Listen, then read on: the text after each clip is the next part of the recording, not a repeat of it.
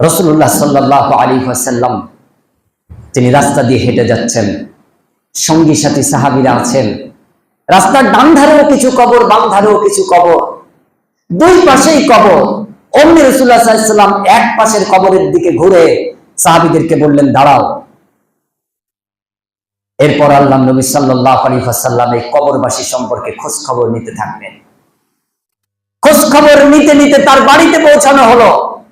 এরপরে রাসূলুল্লাহ সাল্লাল্লাহু আলাইহি ওয়াসাল্লাম বললেন সাহাবীদের উদ্দেশ্য করে, আমি দেখতে পেলাম এই কবরবাসীকে শাস্তি দেওয়া হচ্ছে, কবরের আযাব দেওয়া হচ্ছে। আমার সন্দেহ হলো এত বড় কোনো কারণের জন্য এই শাস্তি দেওয়া হচ্ছে না, কি এমন কারণ আছে একটু অনুসন্ধান করে দেখি। রাসূলুল্লাহ সাল্লাল্লাহু আলাইহি ওয়াসাল্লাম যখন প্রশ্ন করলেন, সাহাবীদের মাধ্যমে যখন জানার চেষ্টা করলেন, তখন এই কবরবাসীর প্রতিবেশী জন, তার প্রিয়জন, তারা এবার জানালেন যে লোকটা তো খুব ভালো মানুষ ছিল, খুবই ভালো মানুষ ছিল, জানা মতে তেমন কোনো পাপ কার্য করতেন না। রাসূলুল্লাহ সাল্লাল্লাহু আলাইহি ওয়াসাল্লাম বললেন, নিশ্চয়ই কিছু আছে, না হয় কবর আযাব হবে কেন, শাস্তি হবে কেন? আমি দেখলাম এই কবরবাসীর সাথে কি শাস্তি দেওয়া হচ্ছে, কি দুর্ব্যবহার করা হচ্ছে দায়িত্বশীল ফেরেশতাদের পক্ষ থেকে।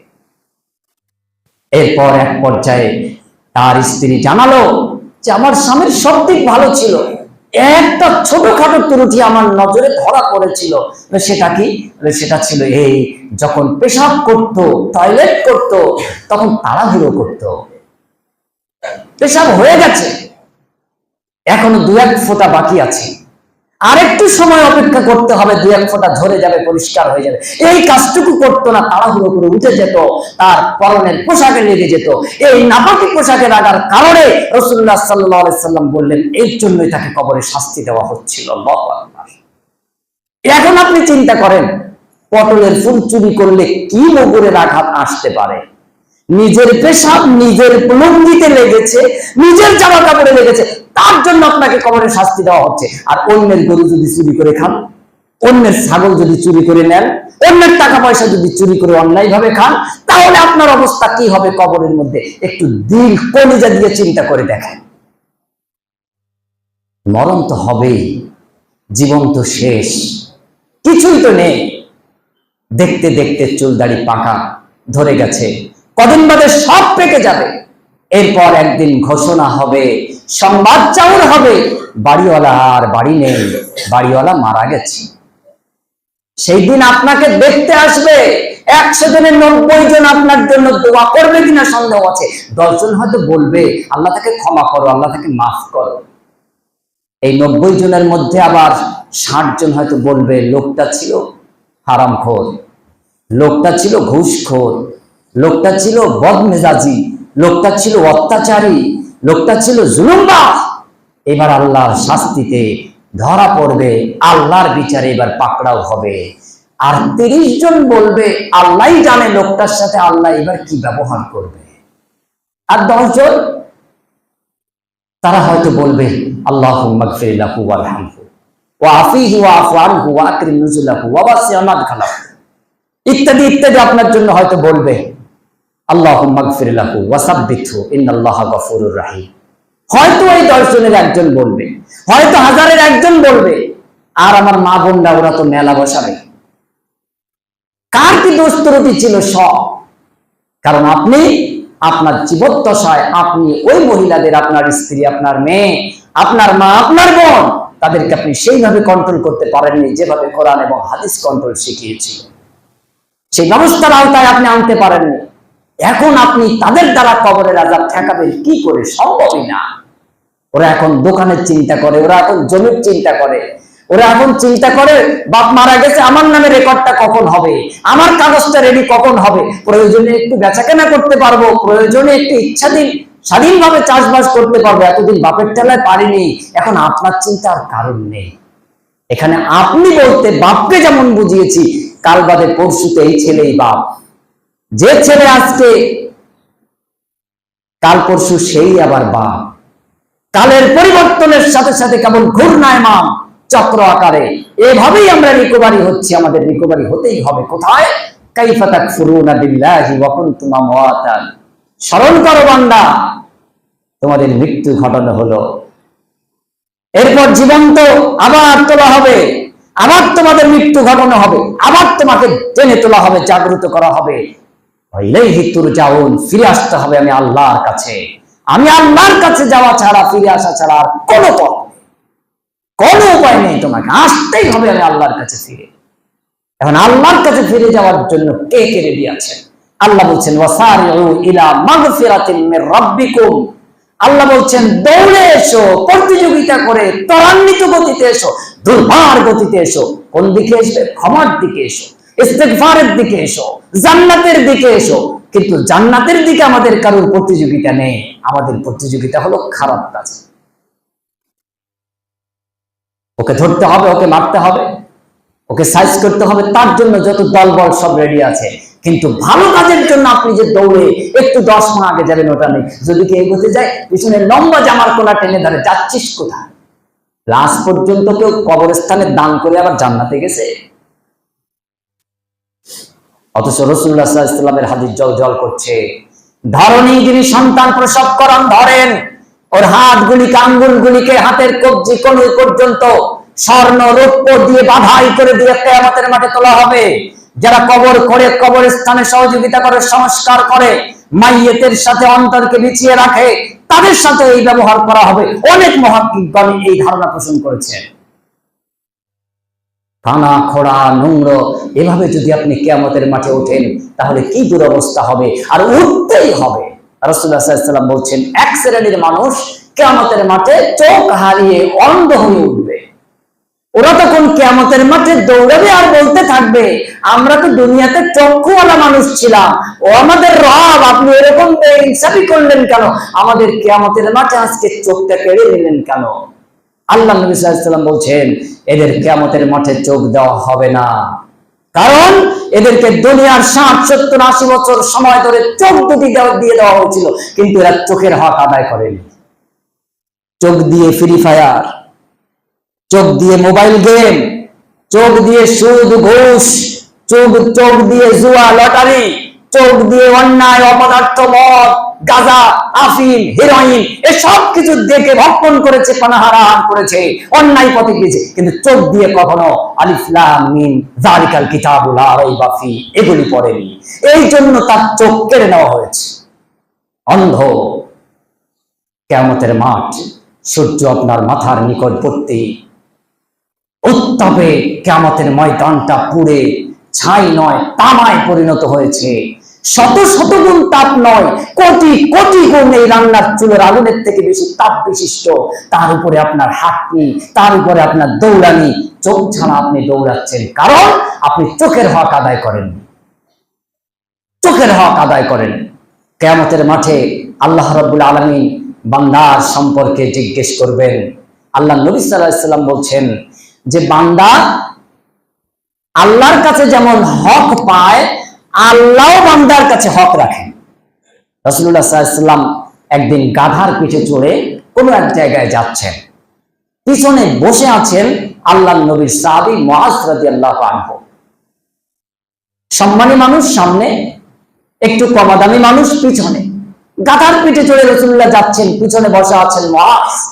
আল্লাহর নবী চলতি পথে পথিমধ্যে ডাকলেন, হে মুআজ। রাসূলুল্লাহ সাল্লাল্লাহু আলাইহি ওয়াসাল্লামের সাহাবী বললেন, রাসূলুল্লাহ সাল্লাল্লাহু আলাইহি ওয়াসাল্লাম আমি উপস্থিত আছি, কি বলছেন বলুন। আবার ডাকলেন মুআজ, আবার উত্তর দিলেন, আমি শুনতে পাচ্ছি বলুন ইয়া রাসূলুল্লাহ। আল্লাহর নবী আবার তৃতীয়বার ডাকলেন মুআজ। মুআজ বললেন, ইয়া রাসূলুল্লাহ আমি তো শুনছি, আপনি বলুন। আল্লাহর নবী সাল্লাল্লাহু আলাইহি ওয়াসাল্লাম বললেন, মুআজ তুমি কি বলতে পারো যে বান্দার উপরে আল্লাহর কি হক আছে আর আল্লাহর উপরে বান্দার কি হক আছে? মুআজ রাদিয়াল্লাহু আনহু তিনি বললেন, ইয়া রাসূলুল্লাহ আমি মুআজ এটা কিভাবে জানবো? নিশ্চয়ই আল্লাহর নবী আপনি এটা ভালো জানেন। রাসূলুল্লাহ সাল্লাল্লাহু আলাইহি ওয়াসাল্লাম তিনি বললেন, মুআজ আল্লাহর উপরে বান্দার হক হলো জান্নাত। বান্দা বলবে, আল্লাহ আমার পাওনাটা জান্নাত দিয়ে দাও। আর বান্দার উপরে আল্লাহর হক এটা হলো আমালে সালেহ করা, শিরক এবং বিদআত মুক্ত জীবন যাপন করা। যদি বান্দা তার এই হক বজায় রাখতে পারে, শিরক বিদআত কোনোদিন করেনি, ভালো কাজের উপরে প্রতিষ্ঠিত ছিল, আল্লাহ সুবহানাহু ওয়া তাআলা এই বান্দাকে বলবেন, বান্দা আমার হক দাও। বান্দা তখন বলবেন, আল্লাহ নাও, শিরক মুক্ত আমার এই দেহ, শিরক মুক্ত আমার এই মনন, শিরক মুক্ত আমার এই চিন্তা চেতনা, শিরক মুক্ত আমার আকীদা তোমার জন্য প্রস্তুত রেখেছি। আল্লাহর হক দিয়ে দেওয়া হবে। আল্লাহ বলবেন, যা বান্দা, তুই আমার হক আদায় করেছিস, আমি তোর হক জান্নাত দিয়ে দিলাম। সুবহানাল্লাহ। আর বান্দা যদি শিরক করে, বিদআত করে, চুরি ডাকাতি, জিনা ব্যভিচার, হাইজ্যাক, ছিনতাই, যত রকম অপকর্ম আছে সব করে, আল্লাহ বলবেন, বান্দা আমার হক দাও। বান্দা বলবেন, তোমার আবার হক? কত যুক্তি আর কত ভক্তি! বলে, আল্লাহ তোমার আবার পাওনা থাকে? তুমি তো অপরিসীম, তুমি সুবহান, তুমি আকবার, তুমি খালিক, তুমি মালিক, তুমি লা শারীক। ও আল্লাহ, তোমার আবার কিসের পাওনা? তোমার আবার কিসের দরকার? তুমি তো সব অভাব পূরণকারী, তুমি তো অভাব মিটিয়ে দাও। কত যুক্তি দিয়ে সর্বভক্তি সম্পন্ন মানুষগুলি আল্লাহ বলে। আল্লাহ বলবে, পাকা মোছা হক। বান্দা বলবো, আল্লাহ তুমি একটু আমার হকটা আগে দাও, আমার জান্নাতটা দাও, তোমারটা দেখছি। আল্লাহ ফেরেশতাকে বলবেন, এই ফেরেশতাকে জাহান্নামে নিক্ষেপ কর। এই দুনিয়ার জিন্দেগি তো পাকামো করে করে, তামাশা করে করে সে জিন্দেগিটা কাটিয়ে সময় নষ্ট করে এসেছে। একমাত্র বিচার ফয়সালা হলো জাহান্নাম।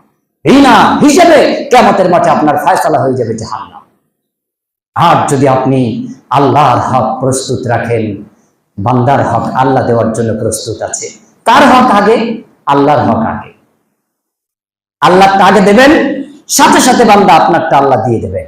আর বান্দার একমাত্র আল্লাহর কাছে চাওয়া হক, সেটা হলো জান্নাত। জান্নাত পাওয়া মানে জাহান্নাম থেকে বেঁচে যাওয়া, জান্নাত পাওয়া মানে সব বিপদ থেকে বেঁচে যাওয়া, জান্নাত পাওয়া মানে সব আপদ ফিতনা থেকে বেঁচে যাওয়া। অতএব সম্মানিত মুসল্লিয়ানে কেরাম, শুধু এই জিন্দেগিতেই ফিতনা ফাসাদ সমস্যা নয়, আলমে বারজাখ এই জগতেও বিরাট ফিতনা উপস্থিত আছে। অন্ধ ফেরেশতা, এটা একটা ফিতনা। বোবা ফেরেশতা, বধির ফেরেশতা, এটা একটা ফিতনা, একটা সমস্যা কবর জগতে। এরপর ধাপে ধাপে ধাপে ধাপে আপনার জন্য সমস্যা প্রস্তুত রাখা হয়েছে, শুধু আপনার জন্য সমস্যা। আর আপনার পরম প্রিয় একমাত্র কবর জগতের সাথী সঙ্গী, আপনার ফজর, জোহর, আসর, মাগরিব, এশা তৎসহ আপনার জীবনের ছোট বড় মাঝারি সব আমালে চলে। আপনার ওই পরিচিত পরিচিত ভাব মনে হচ্ছে না ইনি কে? উনি বলবেন, আমি তোমার সেই কবরস্থানের দান, আমি তোমার সেই মসজিদের দান, আমি তোমার সেই ঈদগার দান, আমি তোমার সেই ফকিরের ভিক্ষা, আমি তোমার সেই মুসাফিরের সহযোগিতা, আমি তোমার সেই একজন মেহমানের এক থালা ভাতের লোকমা, এক পিস মাছের টুকরা, এক পিস মাংসের টুকরা, আজকে আমাদের সবে হিসেবে তোমার বন্ধু হিসেবে দাঁড়িয়ে আছি। ভয় নাই, কোনো ভয় নাই, আমি তোমার সঙ্গী, তোমাকে আমি পাহারা দিয়ে কিয়ামতের মাঠ পার করে জান্নাত পর্যন্ত পৌঁছে দেবই হলো আমাদের সবে। জনাবে রাসূলুল্লাহ সাল্লাল্লাহু আলাইহি ওয়াসাল্লাম বলছেন সূরা জিলসাল তেলাওয়াত করে, অর্থ করছো, টাকা পয়সা করছো, ভালো করছো, কিন্তু এমন একটি সময় অপেক্ষা করছে, এই টাকা কেউ ছুঁয়ে দেখবে না, এই সোনাদানা কেউ স্পর্শ করবে না। সেই দিন মানুষ বলবে, ও জমিন, কি হলো তোমার? তোমার পেটের মধ্যে সব লুকিয়ে রাখলাম, সব বের করে দিলে কেন? আমার টাকার জমি, আমার দলিল, আমার রেকর্ড পর্চার জমি, তুমি কেন আজকে তোমার বুক চিরে সবাইকে দেখিয়ে দিচ্ছ অন্যায় ভাবে সোনা খনি করেছে আমার মাটির তলায়, সব বের করে দিচ্ছে। ও পালাবে, ওর সঙ্গী সাথী সব পালাবে, কেউ স্পর্শ করবে না। দেখেন, বাজেয়াপ্ত টাকা পয়সা এগুলি যদি রেখে দেয় ডিপার্টমেন্টের লোক, চোর কি ওই এলাকায় যায়? ডাকাত যায়? বলে সর্বনাশ। সিসি ক্যামেরা আড়াল করে দিয়ে ডাকাতি করতে যাবে, কিন্তু বাজেয়াপ্ত মালের কাছে ধারে কাছেও যাবে না। আজকে পৃথিবীর জমি বলি করে সব বের করে দিয়েছে, হীরা, জহরত, মণি, মুক্তা, সোনা, দানা, আপনার জীবনের যত প্রয়োজনীয় দামি জিনিস মনে করেছেন সব পৃথিবীর কোনো মানুষ ছুঁয়ে দেখবে না। এই হলো জীবনের এই পৃথিবীর পরিণতি। এরপর প্রথম স্টেশন কবর জগৎ। ওই জগতে আল্লাহ নবী সাল্লাল্লাহু আলাইহি ওয়াসাল্লাম বললেন, অপরিচিত পরিচিত পরিচিত ভাব তুমি তাকে চেনো না, চেনার চেষ্টা করেছো, সে তখন বলবে আমি তোমার কর্ম, আমি তোমার ফল, আমি তোমার আমলে সলে, আমি তোমার দান, আমি তোমার খায়রাত, আমি তোমার ভালো কাজ, অতএব আজকে আমি তোমার সাথী।